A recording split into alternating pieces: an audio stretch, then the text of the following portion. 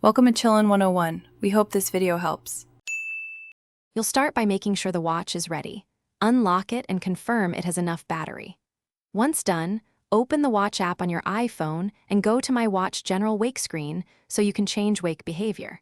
Make sure theater mode is off and Do Not Disturb is not silencing screen wake. These steps let the watch respond when you move your wrist. They're crucial because if the device is locked or silenced, wake settings won't take effect. You'll now change the actual options so the face stays visible when you want it to. Turn on wake on wrist raise to let motion show the face. Then set wake duration to 70 seconds so the face remains readable longer after activation.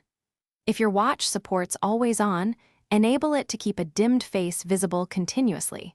This preserves glanceability while saving power. Make sure Show Last Used app is disabled. Finish by customizing the watch face so important info is visible at a glance. Larger complications help you avoid tapping apps that override the face.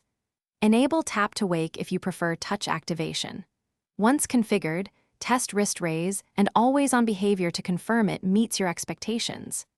If the screen still won't stay on, restart the watch, disable low power mode or battery saver, and verify Watch OS is up to date.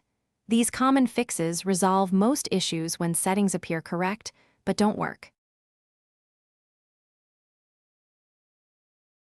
Thanks for watching. Consider subscribing if we helped you.